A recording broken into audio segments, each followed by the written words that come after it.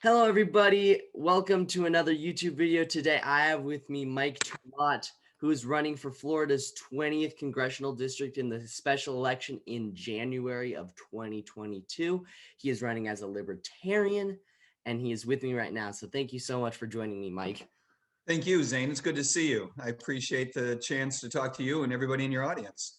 Yeah, so let's just start off with a simple question. Why are you running for this congressional seat? Well, that is a good question and a complicated one. The easy version uh, is that this particular district brings up a lot of issues that are personally very important to me. This is a low and moderate income district. It's a district that knows poverty, right? As an economist, poverty is something that I have been interested in fighting for a lot of years. And the past 11 years, I've been a police officer in South Florida. And so I've seen firsthand what it is that drives poverty, as well as the ramifications of not taking care of poverty, right? The ramifications of poverty going on for year after year after year, and what I refer to as intergenerational poverty, the cycle of families going through poverty, and then the children going through poverty, and then the grandchildren going through poverty.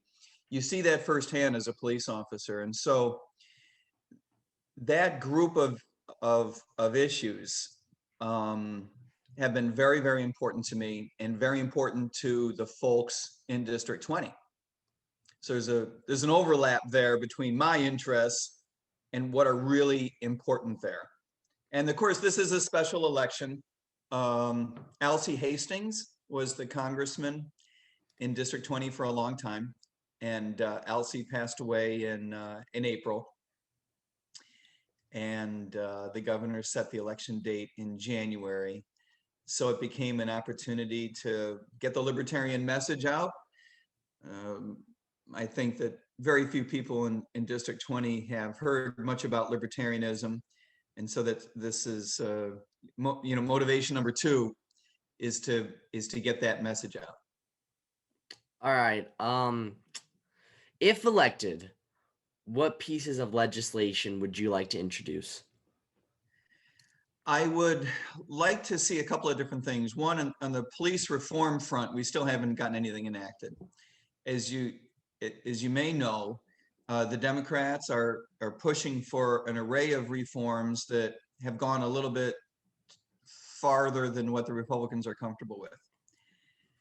And so I think, as a libertarian, as a pro-reform police officer myself, I could help bridge that gap. One of the things that's holding police officers back from supporting more robust reforms, and most police officers are pro-reform to some degree or another, but what's holding back a lot of police officers is the idea of ending qualified immunity, leaving police officers exposed to civil liability lawsuits. Nobody wants to be in a situation where if you make a mistake at work, you're going to lose your house, right? So police officers have to understand that there will be reforms in terms of their indemnification or insurance. Police officers would be getting malpractice insurance like surgeons, for example, do, other people in high liability industries. And we need to make sure that the law accommodates that continues to be legal. Employers eventually will fund those programs. And that's going to be a real important compromise between Republicans who won't support the reforms because so many police officers are yet to back the reforms in a robust fashion, and we'll get the Democrats on board too. So that's a big one. All right. So why are you running as a libertarian instead of running as either a Democrat or a Republican? Well, the easy answer is I am a libertarian. The reason I'm a libertarian is a complicated question, but I just think that there are well-meaning good objectives in both the Republican Party and the Democratic Party. But to a certain extent, I think that each party has lost its way a little bit. Republicans have talked about being pro-market for 100 years, but have a difficult time living up to that. Republicans still sign on to the idea of spending way too much money at the federal level as well as at the state and local levels. Republicans still are involved in what we call the culture wars, including so often Republicans signing on to limitations to our freedoms by the federal government, even though they say they believe in laissez-faire, pro-market, and supporting our rights. It's hard for them to live up to it. Whereas the Libertarian Party, that's our bread and butter, that's our DNA. The Libertarian basic, most fundamental premise is that the reason the government exists is to protect our rights. And that's about it. And on the Democratic side, Democrats have believed in equality and giving everybody equal opportunity for a long, long time, which is wonderful. The social liberal side of the Democratic Party is something the Libertarians agree with. But the Democratic politicians have a hard time living up to that because they believe in so much government interventionism. And while I certainly respect the motivation, right, of wanting to take care of people, wanting to do the right thing, it goes wrong so often and is unfair so often that we believe a fresh approach is warranted, particularly in terms of poverty. The war on poverty has been going on since before your parents were born, and expecting different results from doing the same thing over and over again is just craziness, and it's time not to put up with it anymore. It's actually the definition of insanity, doing the same thing over and over again and expecting a different result. So we believe the change is in order. Yeah. So as a libertarian candidate, how do you think you can appeal to people that would rather vote Democrat or Republican? On the Democratic side, it is letting people know that we care very much about poverty issues. We have a lot of objectives in common, but we need a different approach. It also means that we share a lot with Democratic politicians and Democrats in general in terms of wanting police reform.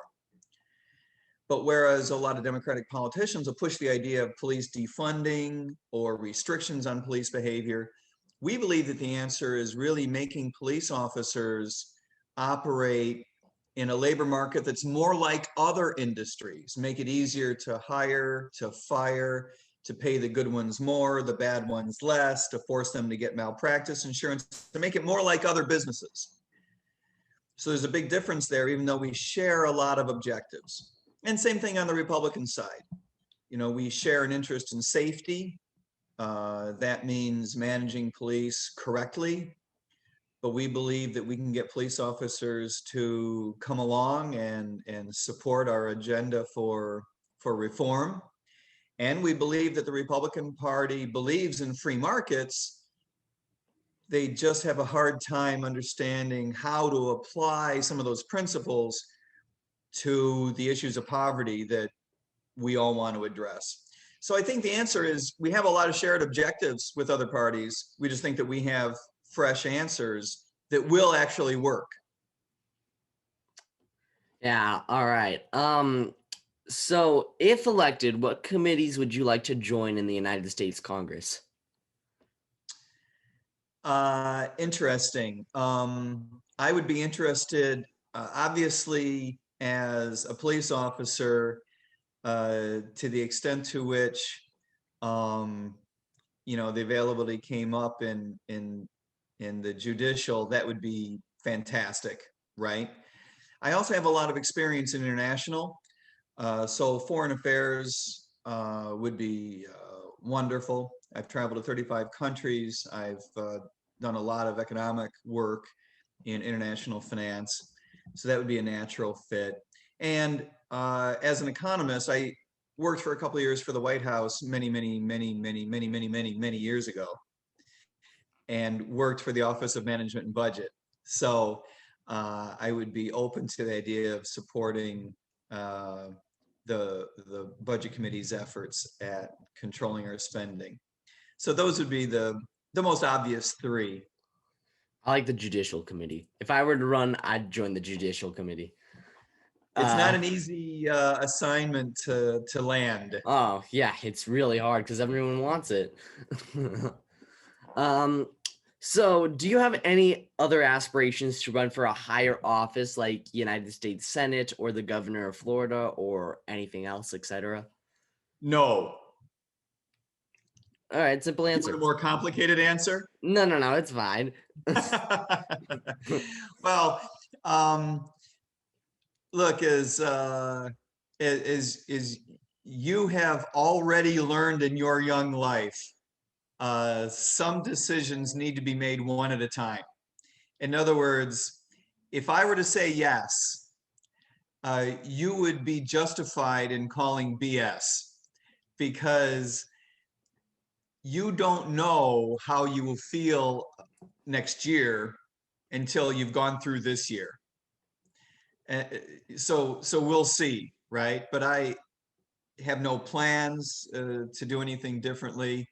I'm retiring as a police officer this year, and so I'll have plenty of time on my hands to get another job. So we'll see about that. Maybe it's time for a third career. My first career as an economist, my second as a police officer. It may be time to do something else, but we'll see about that, because all we need to do is get the word out a little bit harder than we have been, and we'll have a real shot at this particular race. And then you'll be asking me what I should do as a sitting congressman. All right, so final question.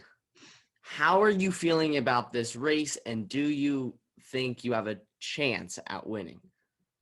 I feel good about the race, win, lose, or draw, because a big point of it is to spread the word of libertarianism and see whether we can convert, whether that's 1%, 10%, or 100%, because we already have an indication that our message is resonating. We meet with a lot of people in small public groups, and people are open to our message. So that's good. You'll have to ask me in a few weeks how we feel competitively. It's way too early for me to legitimately analytically answer that. Like I say, I feel good message-wise. The Republicans are going to have a primary. The Democrats are going to have a primary in November. And then it'll be down to the three of us. And at that point, I'll have a much better feel for how things are going to play out. Right now, there's basically a big race for the Democratic primary, a little race for the Republican primary, and we're just out there talking to people. Yeah, I saw that there were like 2 Republicans and like somewhere to 8 to 9 Democrats, so it's a lot. It's a big, that sounds big right. race. Yeah, that sounds right. Well, that was my final question. So thank you so much for doing this with me, and I really appreciate it.